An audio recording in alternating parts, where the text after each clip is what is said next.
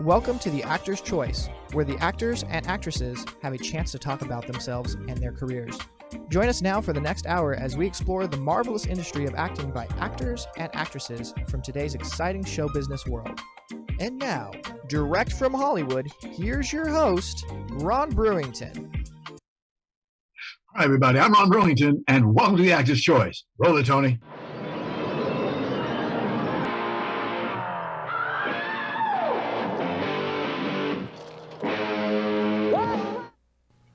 Cops love to see Mr. Steelgrave lying face down with his eyes looking up, staring at the inside of his pointy head.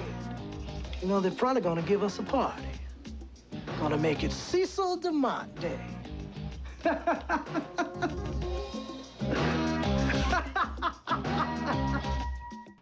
Ladies and gentlemen, my first guest today is a gentleman I truly admire for the knowledge he has for this craft as a veteran actor.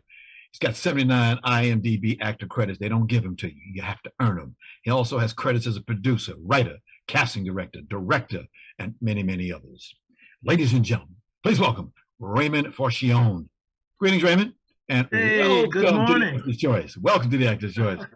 Hey, good to be I say here. what I say. I say what I say, and I mean what I mean. You are quite an actor. You have been in this business over 35 years, ladies and gentlemen. Handsome, still looking good, handsome. That's a long haul, and lots of auditions if you're an actor. So when did the acting bug actually come up and bite you?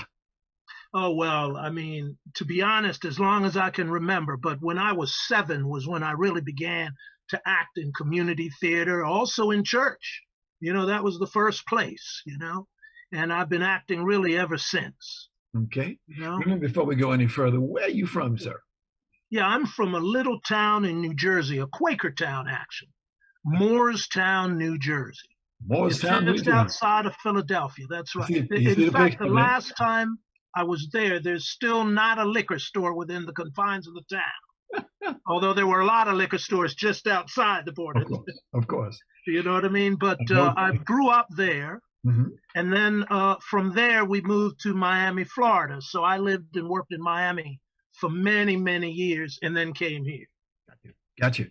Remember the first time you stepped up on a stage, sir? Yes, I definitely do. What was that like? Definitely do. Yeah, that was the first time was actually a Christmas play at my church, which tells you that there's so many different ways that doors can be opened for. And at first, I remember during the rehearsal, I was really nervous about it. I was just a little kid, but there was something about it when I was in front of the crowd and they were responding. It was just fantastic. Fantastic. Yeah. And you've done that many, many times since then. Many times. Yeah. Not enough, actually. I look for projects to get back on the boards, you know, to do theater, because theater is where I came from. I mean, I love doing film, you know, but theater, I miss that. And I constantly look for something to do to get me back on the boards. Got you. While I can still rock and roll. Go ahead with your bad self. Yeah, man. The year was 1977. You had a movie called The African Queen. This was your first IMDb. Yeah. That was the first credit. Mariette Hartley. Yep. Warren Oates. Yep. And it was a remake of the classic film African Queen. I played one of the natives in that. So that was like my first IMDb credit, although I had done work before that because, you know, I'd done a lot of commercial work. I was going to say that. Yes, over 100. Yeah. Tons of, almost 100 commercials over the years, believe it or not. Tell me a Although commercial recently that you it's did. been like a desert practice. Right. Tell us a commercial that you did that we can recognize you from. Oh, you would probably one of the most famous, would have been Sure deodorant back in the day, where it was raise your hands if you're sure, and I'm an executive standing there. And then I did a series of commercials for Fab, Coca-Cola, you know, back in the old days when I was in Miami also, it was the hub for Eastern Airlines. I don't know if people will even remember Eastern, but boy, every year they used to do tons of commercials. And it was really great because for a week there'd be a group of us that would be on these planes and just cutting different commercials, you know, and you would work on those things and they aired all the time, you know? Yeah. Super. You're also on the National SAG board. You help design SAG, now SAG after, of course, to new and low budget film agreements. Can you talk about that, sir? Yeah, definitely. I was on the board of the Guild. I'm no longer on the board, and it's not SAG, it's SAG after now. Okay, because of the merger. But I am still involved with the low budget committee. Okay. And then also the Film Society committee there. Okay. And one of the things that we did was we did help to design and focus a larger amount of low budget contracts as the technology began to change. Yes. Where we began to see people can make competitive movies for $100,000. You know, that we wanted to have contracts that could protect the membership and continue the work. And that way, when those movies, if they get sold, yes, you know, the vast majority of movies don't get sold. Right. But if they do, we wanted to have it be a situation where the actors were protected. And the whole philosophy of residual is if you do well, we do well, you know, over time. So, yeah, that's the idea. Is it really, how hard is it for you and any other actor to get a job these days? I know we've had the pandemic. Actually, it's wild. You know, things have changed so rapidly. You know, there are folks that are working all the time, even now during the pandemic. Of course, there are certain requirements to work. Like on a lot of the sets now, if you are not vaccinated, it makes it more difficult to get on a set and actually work. You know, for instance, in Canada, if you're going to work there, you know, there's a quarantine period if you're not vaccinated of 2 weeks. Right. Okay, here's the thing. When I put on my producer hat, do I want an actor that I'm going to have to fly out, house for 2 weeks? Or would I rather have an actor who is vaccinated and can come in and work maybe the next day? Gotcha. You know, it's just it's a monetary thing, but there's work everywhere. And the other interesting thing, I think, is that you see, and in talking to other actors, you know, there's a lot more of what we call a veil, where you go in for an audition and the producers, you know, will say, hey, we really like this actor. Are they available from this date to this date? And that's basically what being a veil is about. And I think they give many more of those now than they used to, because schedules of shoots and such. A friend of mine who lives in my building is a cinematographer. Got you. And I remember earlier during the pandemic, he was literally shooting in Oklahoma on a film, and they wound up having to stop their production 2 times because somebody tested positive. You know, they weren't necessarily sick, but they were testing positive, and the production had to shut down. That adds an enormous amount of money to the producer's budget. Insurance is more difficult now because of those kinds of things. Yes. So, you know, those are things I think actors are dealing with. But there's one other thing that I would like to say is because of what we're doing right now, Zoom, because of the new technology, I believe there's more opportunity if an actor has good representation to be seen in more places at more time. You know, when I first came out here to Los Angeles, I think that might have been maybe 84, 85. You know, I used to fly in and out. So if an audition came up, I would hop on a plane. There used to be an airline called Transtar Airlines that you could hop on, and like for $95, you could fly from Miami to Los Angeles. After a while, even at those low prices, it begins to hit you if you don't get all those roles, you know? And so then I shifted to, okay, I'm going to be here for a period of time. And that was much easier. Made my agent at the time, made her life much easier also. Okay. Year was 2000. You were in a TV movie called The American Tragedy. Remember that one? Yes, I definitely did. Yes. But actually, I was in that a little bit before, because that was the story of the trial of O.J. Simpson. Right. Marvelous film. Incredible cast. Christopher Plummer played F. Lee Bailey in that. Ving Rhames played Johnny Cochran in that. Ron Silver played Robert Shapiro. Myself, I played O.J. Simpson. And then also what was cool about that was there was a brother in that who played Chris Darden. Yes. Okay. And his name was Ruben Santiago. Yes. And Ruben, I remember him talking about the play he had done, which was a one-man show called Lackawanna Blues. Right. And then later that was made as a fantastic movie for HBO. Okay. And it was one of those things I always thought, and this is a hint to HBO, you ought to look at it again and turn that into a series. Got you. Because it's fantastic. Got you. You know, fantastic. As time, let's see, and then let's see. Last year you did a movie called Welcome to the Christmas Family Reunion, didn't you? Yes, indeed. Actually, that was earlier this year during the pandemic.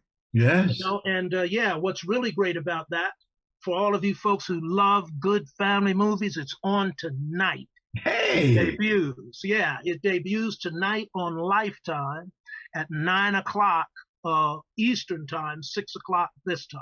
Oh, right. I believe that's the time. It's East Coast, West Coast, either 9 o'clock or 6 o'clock. And then it'll be airing throughout the week. Also, that was directed by Jake Helblin. Also, Vanessa E. Williams is in that. My wife in the piece is Wendy Raquel Robinson. And it's more of a Tim Russ is in the movie, Lavelle Roby. It's a lovely, fantastic film. Yeah. I say that not having seen the movie, but I did go in for some looping, which is where you see the picture and you do some of the voicing. Right. So at least that tells me I know I'm at least in it a little bit. But I play the husband. I play Terrence Christmas. And Christmas is the name of the family, actually. Got you. This year you did one called Wizard Dream. Oh, Wizard Dream. That's still in post. They're still working on special effects. That's been in post forever. Okay. Yeah, yeah. Very, very cool film. Okay. With all the work that you do and the background that you have, you've given motivational acting seminars and workshops to around the world to call Life Changing. Still doing that? Yes, I am, although not recently due to COVID. Okay. Traveling. The work that I do, I do coach actors periodically online. But my whole thing, I love the power of that work that I do is to get actors together working personally with other actors. You know, hopefully as things shift and change, we'll be able to get back to that as soon as possible. But it's really important to nourish the actors, to give them a sense of power. And what I like to think is, not even think, I mean, I've seen it, is that by the time someone is done with that particular weekend, they're ready to go and work on a set. Gotcha. Okay. Yeah. We got a short clip of you. Would you roll that, Tony? The weekend is an intense immersion into acting. And basically, I kind of split the days so that actors can work on 3 different facets. You know, one is building their own personal power and stardom in a sort. And the reason why I say it that way is because as an actor, you have to really have a firm confidence in what it is that you bring to the world and bring to the work. And then our second day, we usually really immerse deeply into actually doing the scene work and the craft work, how to analyze a script, basic questions and things to ask that take you out of your head so it overcomes the nervousness part of things. And then on the third day, we deal in attacking and planning career, basically. Part of it is because a lot of folks, believe it or not, who do coach acting, as many of you may know, part of the thing is that a lot of people who coach. Okay, there you are, spouting out some good word. We are out of time. Raymond, always, always, always a pleasure to see you, sir. Keep on doing what you're doing. Many thanks. Thank you very much for coming in at a late time. We really appreciate it. Very God bless and Godspeed to you. Amen, brother. Amen. Ladies and gentlemen, Raymond Forchion. This is the Actor's Choice. I'm your host, Ron Brewington.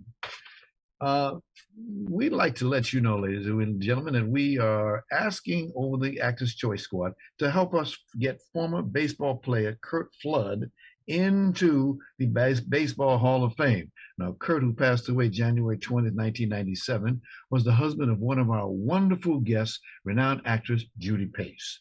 All you got to do is go to our Facebook or call our telephone at 213 213-349-3941. That's 213-349-3941. We sincerely thank each and every one of you for being a part of this magnificent award for a great baseball player. Okay? Roll it, Tony.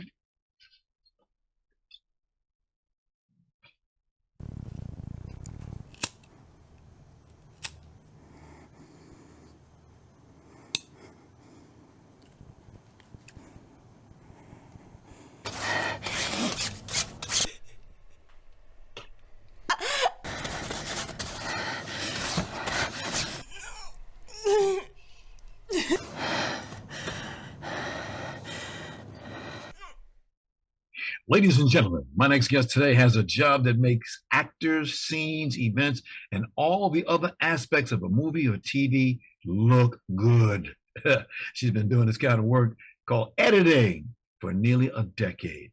And folks, she's really good at what she does.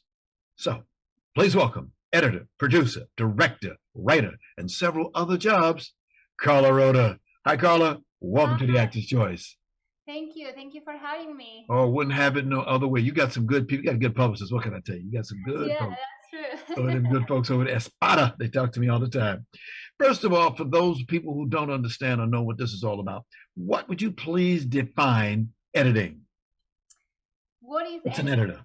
Yes, for me, it's like being a magician. I always say we can make things look bad, that look really good, or the opposite. So we kind of like have our powers in our hands, and so it's very exciting. But obviously, really editing is basically trying to put together a story that is inside a director's or a producer's mind and trying to put it into a screen so the audience can understand. So we are kind of like the connection point.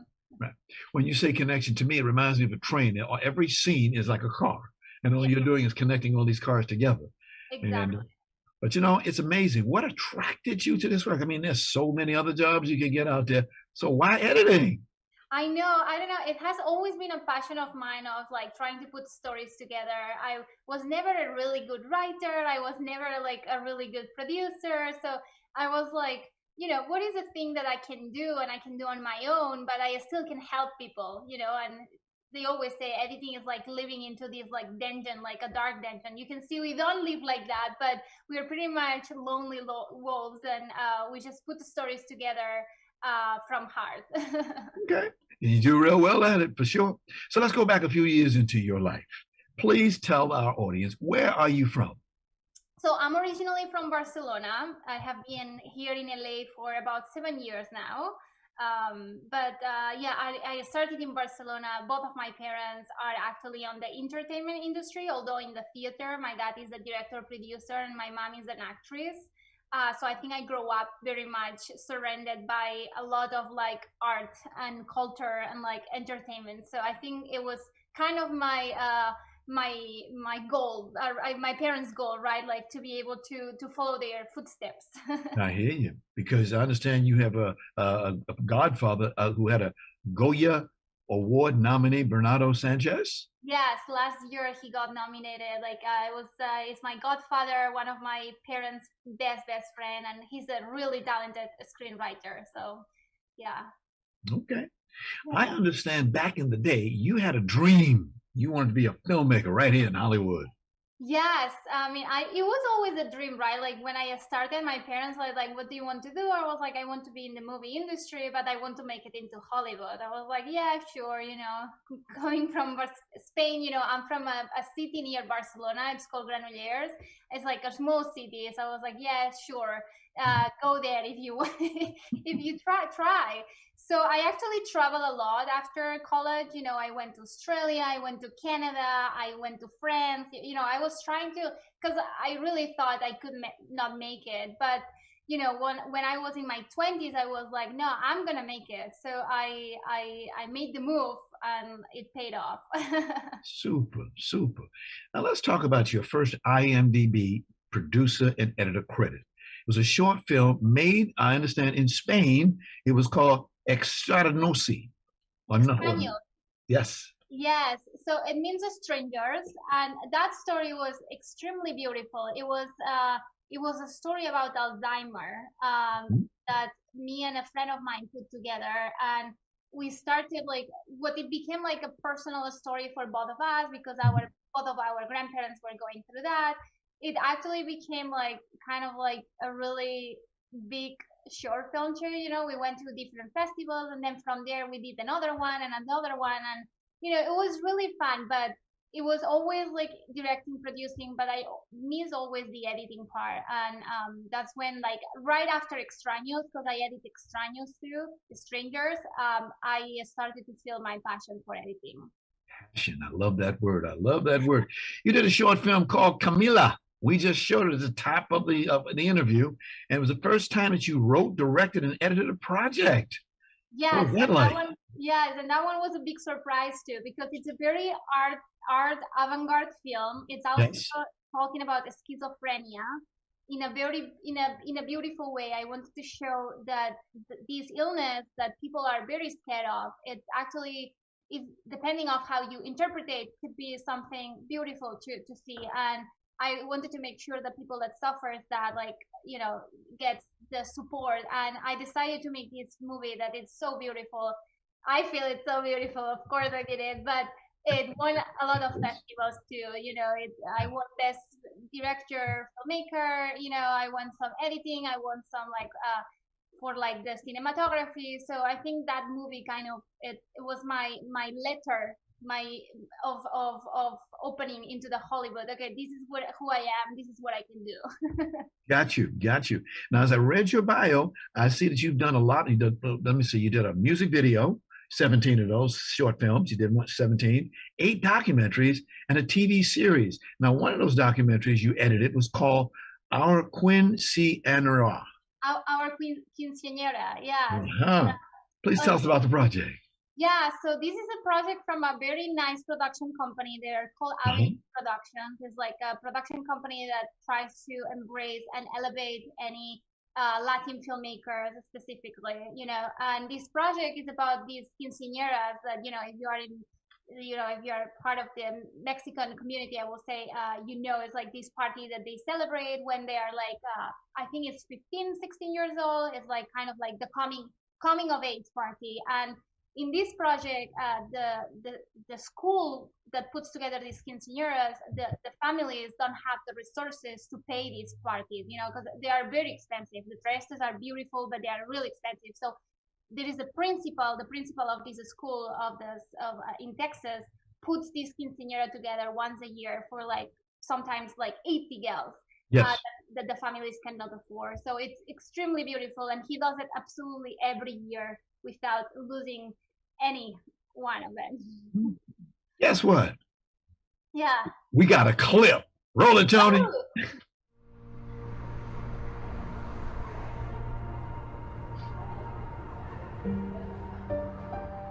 When you first came and told me that they were going to do a quinceañera, I thought it was a fantastic idea, So many of these girls don't have one because they just can't afford it. It's so expensive. We had one for our daughter, and we know how expensive, it can be. I was invited to maybe 30 quinceañeras, but then I noticed some girls were not going to have one. My mom didn't have a quinceañera, and she actually told me, she's like, I'm going to try to give you a quinceañera, even though it's going to be. All right. You also collaborated with a company to edit a sizzle. Now, a lot of folks don't understand what a sizzle is, but this one you did was called Pollution.tv. Yeah, they're a beautiful production company. I have worked with them on and off for like, I think 5 years now. They do projects with vegan companies, actually. Like, we do a lot of things like to help the planet, ads about like milk and like anything environmental. So it's extremely a nice company. They are very successful, and on and off, I have been their editor for extremely beautiful projects. And last year they put a sizzle together on, and a sizzle is basically like the highlight of all the work that you have done so far. So, normally every year companies, they change it because every year there is new projects and new successful stories. So we put these kind of like sizzles together, which is like 1.5 minutes, 2 minutes, to be able to make sure that other clients know about them and what projects they are doing. Okay. What's your pleasure? TV or film? It's film. Okay. Yeah. Any special reason why? Yeah, no, I don't know. I think film has always been more close to me. I don't know, like I love TV and all of that, but I do a lot of TV for them, but just for them very specifically. I think film is more my passion. Yeah. Well, as you know, there's been a lot of changes in technology when it first came to editing. I can recall back in them days it was edit. Remember that? Get the razor blade and get out and cut. Don't do that no more. They have a thing called Final Cut. Tell us about it, please. Yeah, so I started with Final Cut 7 actually back in college. I actually self-taught myself how to use that program a lot, and then from there I went to Adobe Premiere, and from there I went to Avid, and I bet in a couple of years there is more programs that we will have to learn. This is the only thing, when you work on editing or even anything in post-production, you literally have to like keep learning every day, because every day there is new programs that allows you to kind of like elevate your work and go farther every time. Got you. Back in those days they would say, half the movie was on the floor. Those days are over now. Here's a question that I find interesting. When you're editing a project like you do all the time, do you ever get satisfied with the final cut? Yeah, that's very complicated actually. There is always, there has to be a final cut, but you will be doing changes. You will keep doing changes forever. There is a moment that you have to say, that's it, that's what it is, this is the best it can be, because if not, projects will last like literally a lifetime if somebody doesn't put the foot down and says like, that's it, that's what it is. It's very rarely that I finish a project and I'm not satisfied. Like I'm very satisfied because we spend a lot of time making it, crafting the story. But it's true that there is always, even right now I look at Camila after 7 years I made it, and I look at it, I was like, oh, I wish I could have done different, so I think that's gonna happen always. See, now you have the letters A-C-E after your name, I take it? The what, sorry? The letters A-C-E after your name? Yes. You do have that? No, I don't have that. I'm not a union person. I have always been freelancer, and I like that. Interesting. Yes, I like to be able to choose my own clients and to choose my own projects. I'm not a union fan. Wow, because I was going to talk about the Editors Guild and IATSC who had a recent strike. Yes. Not you. No, I'm not at that. I'm not at that union. I admire the unions. I'm all for it, but if the type of editing that I do, which is mostly documentary, also unions don't have that much documentary projects. Although, you can be in the union, you can work for 3 months, do your hours, and then go into do your own things. But I have never been a union person. I have always tried to, I have my own company, so I get my own clients and I work for myself. Wow, I just learned. You ever think you'll ever get into the guild? Maybe one day, my husband is on the guild and he's probably want me to do, but maybe one day, if I want to go into fiction, in a lot of fiction, get into TV shows and even reality, I will probably go. But I think for now, I'm good where I am. Got you. Okay. I see right now you currently have 3 documents in post-production. You have My Vida DACA. Yeah, so my live DACA is also a project from the same company, Avenida Productions. It's a project that has been gone on for a very long time, actually, because the project is the process of the main character trying to get her green card. She was a DACA recipient. She was brought here when she was very little, so she didn't know she didn't have the paperwork to stay in the country legally. So, the project goes through her journey to be able to get the green card, which she finally got after almost 10 years of battling up and down. So that's really exciting. And this project is about to be done. And then I have another one as well that is in post-production, and also docuseries that is with a big network. And you have another one called 6 Feet Apart? Yeah, that's a feature film. So this feature film was very interesting too. So it was done remotely, it was filmed completely remotely through the pandemic. So the director, the producer, none of the crew was actually filming on site. It was everything through Zoom, and the actors placed the cameras themselves. It was very challenging too as an editor, because there is no slates. You know, it's like one of those projects that is like, it's very much like for the love of the art, but it's very, very beautiful. It's like a love story, and it's coming up really soon too. Okay. Well, thank you so much. I want to thank you for being here today and stopping by TAC. Best wishes to you in all your future endeavors. And please give my best to your publicist, Jasmine Espada, CEO of Espada Public Relations. Just thank you good, so much. Good people. And best wishes. I'll be looking when the Academy Award says, and the winner is Carla Roda. I'll be saying, I met that young lady. I met that young lady. Thank you very much. This is the Actor's Choice. I'm Ron Brewington. Ladies and gentlemen, my next guest today is considered to be one of the most graphic designers in the world. He has designed graphics across entertainment, be it movies, TV, or music. Now, my research about this guest told me that he skipped a couple of grades in elementary school. He attended the prestigious Cass Technical High School in Detroit. He earned a full ride to college. He immediately scored a job in New York.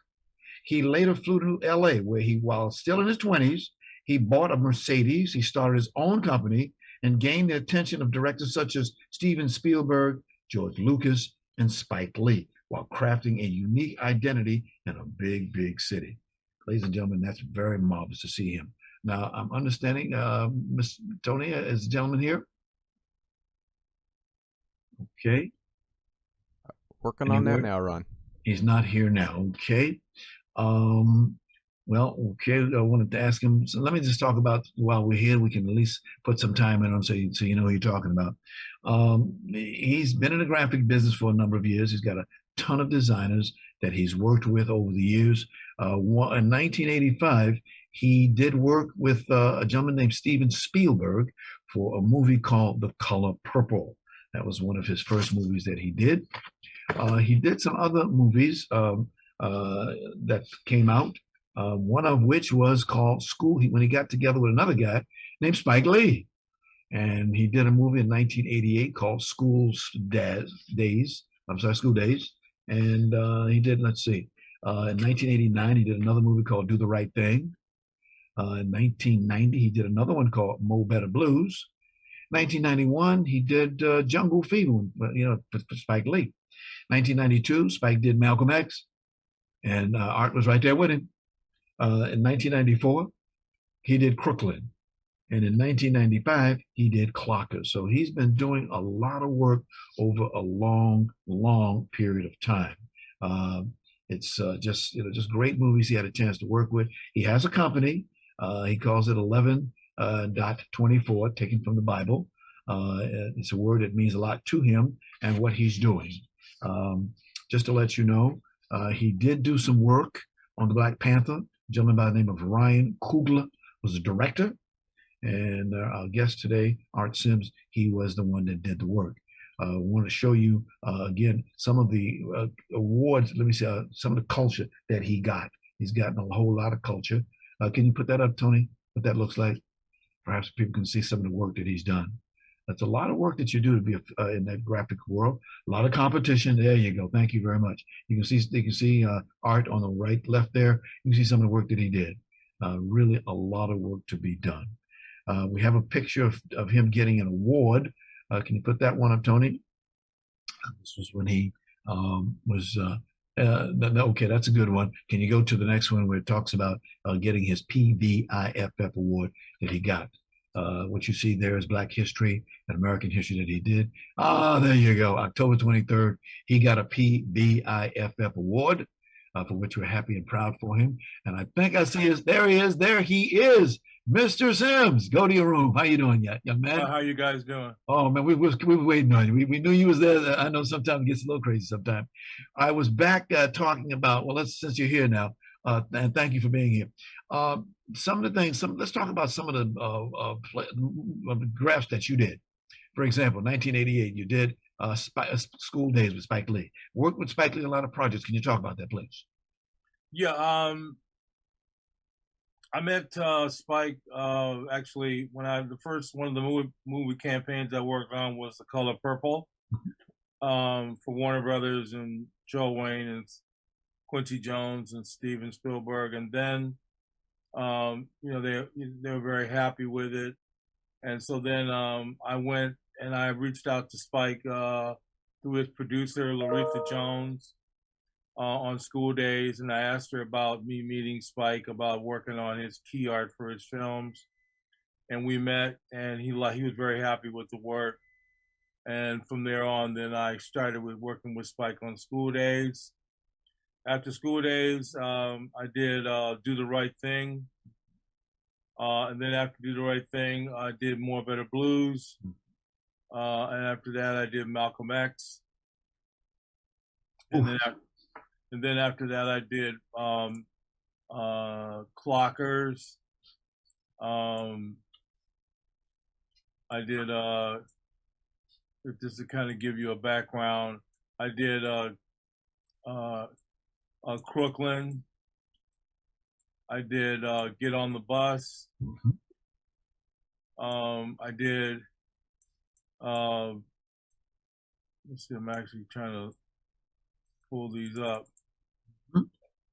I did When the Levees Broke for HBO. That's it. I did When God's Willing and the Creek Don't Rise for Warner Brothers. I did Jungle Fever. Did in between there, I worked on other projects. I did New Jack City. I did Minister Society. I did for Spike. I did He Got Game. I did a movie called Girl 6. I did another film called SOS, Summer of Sam. I did Bamboozled for Spike. I did, oh yes, Bamboozled. Bamboozled, yeah. And then I did Kings of Comedy for Paramount for Spike. I did Love and Basketball. I did The Best Man. I did another documentary, Jim Brown All-American for HBO. I did The Wash, starring Dr. Dre and Snoop Dogg. I did Red Tails. You did Red Tails. I did Red Tails for Tuskegee Airmen. Go ahead, sir. For yes, George Lucas. Yes. I did I did another film for Spike called Bad, which was a story about Michael Jackson. Worked with Ava DuVernay. I did her first film called I Will Follow. Really? So that's just I did a Mike Tyson documentary for HBO called Mike Tyson, Undisputed Truth. Gotcha. And so that's just a list of some of the movies that I've worked on. I worked on Black Panther for Warner Brothers, the first one. Got you. Just worked on Will Smith's new movie, King Richard. Yeah. And worked on Space Jam for LeBron James. So that's kind of where I'm at right now. Okay. All right. Question: what made you get into the graphics business in the first place?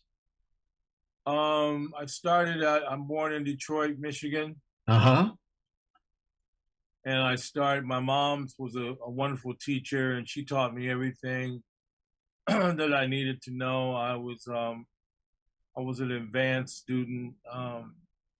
I didn't go to second and third grade because I was so advanced. So I went into school in the fourth grade, and my mother saw my talent as a graphics person, Yes. And I started doing pen and ink drawings, and I started doing scratch boards, and they loved my work. And then from there on, my mother said, you should really pursue your career as an artist. Thank you, Moms. Thank you, Moms. You did the right thing. Point them in the right direction. My mom did the right thing. And Yes. From there on, then I went to a wonderful high school called Cass Tech in Detroit. And then I got a scholarship from there to Michigan State University for 4 years. And then from there on, I did good. I was basically focusing primarily on marketing and fine arts. So I was doing a lot of painting, and I was doing aqua tints and a number of different types of images. A lot of my work was targeted toward African Americans. So, I was using the Black Panthers. I was using B.B. King, a number of different celebrities. And then I got a job opportunity. One of my professors, Professor Joe Kujai, had referred me to go to New York and try and get a position in designing album covers for CBS Records. So I went to New York and on a pitch, and I got the job opportunity through a wonderful art director named Ed Lee. He was fabulous, him and John Berg. And I was doing a lot of work for the Sound of Philadelphia while I was in New York. So I stayed in New York for about a year. They wanted me to stay, but I told them that I wanted to finish my degree at Michigan State. Yes. So I was a junior at the time. So I went back and I did my final year at Michigan State. And then I decided I wanted to move to Los Angeles. And so I went to Los Angeles, and I got a job. I was pitching EMI records in music. I loved music. And so my wonderful professor, my job guy in New York flew out to LA to help me pitch Capitol Records, and I got a job there as an art director. So I was an art director at Capitol Records for quite some time. And then after that, I started, I was getting a lot of freelance work. I was working with a lot of celebrities like Stevie Wonder and Quincy Jones. And I was doing a lot of work for Clarence Avant, Taboo Records. I don't know if you know Clarence. Oh, yes, very well. Did a lot of work with Clarence. I worked with another record label that was run by the late, the gentleman that designed a lot. Solo Records? So you're talking about Solo Records? Yeah, I did work with Solo Records as well. With Dick Griffey and that. Dick Griffey, yeah. Yes, Dick Griffey. Dick, Taboo. Yes. I was doing some work with another creative producer. He did the song "Papa Was a Rolling Stone." I forgot his name. I did a lot of work for his company, and so I just, I was doing a lot of work. I worked for the Gap Band. I was doing a lot of work with Total Experience. Man. And, so I was like really busy at the time. So I started my company then, and we were based on Melrose Avenue, 7551 Melrose. And I built my company right there, and we became very successful. And then I started to get more into movies with Spike, and I just moved out of records into movies. I have projects that are in a book called 1,000 Album Covers. I got like 3 images in there. Somebody picked the best album covers ever, so they picked 3 of mine. I was nominated for a Grammy for an album cover I did for a white group called Bob Welch, French Kiss. And then I won a number of awards by working with Spike on Do the Right Thing and those types of films. Your company name it's interesting, 11:24 from the Bible. Can you talk about that? It's a special meaning to you. Yes. When I first moved to Los Angeles, I was just out of Michigan State, I was just really caught up by how much I was inspired by Earth, Wind, and Fire. Mm-hmm. And by the way, I've done work for them as well. Gotcha. With Philip and Verdine and whole team. And I wanted, so a lot of them were going to a place called Crenshaw Christian Center, mm-hmm. which was, you know, Fred Price was the pastor. It was a beautiful ministry. Yeah. So I spent a lot of my time in the very beginning of my career as a Christian, and learning and reading the Word and those types of things. And so one of the favorite verses that Fred had at the time was Mark 11:24. Whatever things you desire when you pray, believe that you receive them and you shall have them. And so I thought I would name my company after that verse. So I named my ad agency as 11:24 Design. So that came from my spiritual relationship, and where I saw, you know, my ideas were like the graphic that I created was like had a desert, mm-hmm. and then in the background it had the sky. So I thought about my ideas were like the grains of sand on a, you know, in the desert, and the sky is like unlimited, it's as high as you could go.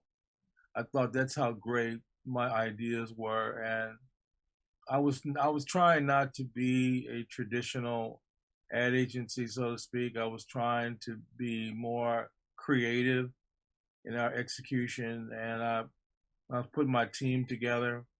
I wanted to specialize in people that were very special in terms of creativity, and so that's how we began as 11:24 Design. Okay. What advice would you give to people who want to get into the business? My advice is to work very hard. I think work hard meaning on your craft. Mm-hmm. If your craft is, you know, if you think you're in the creative area and you should be using, you know, the software that I use, which is Photoshop and Illustrator and InDesign and Word and a number of different, and obviously using the internet. But I think you have to practice and create opportunities for yourself. You don't have to necessarily get a job to do it, but you can be brought in, you know, by projects that you're inspired to.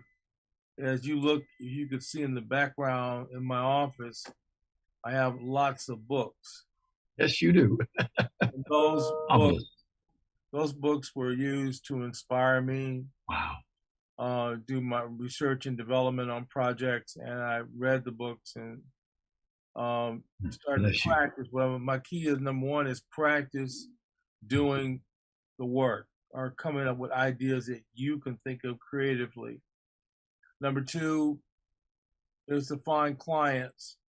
You know, I think it would help me to find celebrity clients, but I think it helps to find top A-list clients to get jobs. I mean, try to reach out to, I know nowadays you can reach people via emails and Instagram and Facebook, and those are places where you can post your work and let people see it, and so they can consider you for upcoming projects. So I think that's number two. And then also the third area is pricing. Yes. I think that you need to make sure that your competitors and people you're working with, that you build a price list that is fair, that will be fair to your client and also to yourself, so you can make a profit. Okay. But a lot of times, jobs I was doing, I mean, I was getting paid, I was asking for more money because I was doing high celebrity projects, but sometimes I didn't get jobs because some people say I was too expensive. So I think you have to find a medium road there where you say, well, if I'm going to charge $100,000 for this, and maybe I'll charge them $50,000, you know, to get the job opportunity. Or if it's a high-profile project and it can bring a lot of exposure to you, then you might consider, you know, doing it at a lot lower rate so that you can have a project I mean, people wouldn't know I did Lucas until I was hired by Lucas. But had I been too expensive for Lucas, they wouldn't have hired me. And, you know, as a result, I did the, you know, Red Tails, which was very successful. So I think you have to look at your cost and be very careful of how you price your projects that you do for clients. Gotcha. We want to thank you for being here today and sharing those magnificent stories that you did to the world-renowned graphic designer. Wish you continued success in what you're doing. Thank you. Thank you very much. Thank you. I want to thank our sponsors, Harvey Brandman, Photography is an Art, Ron Irwin's Lose Life, The Way to Lose Weight, Larry Buford's Book to the Future, Time Travel, Message in a Capsule, State Farm agent Carla Green, and veteran actor Rob Brownstein's Actor Training School and Actors Space. Much thanks to our guest today, actor, producer, writer Raymond Forchion, editor, producer Carla Roda, and graphic designer Art Sims. And of course, special thanks to our ever-growing worldwide audience. Be well. We'll see you next time. Okay. Bye-bye.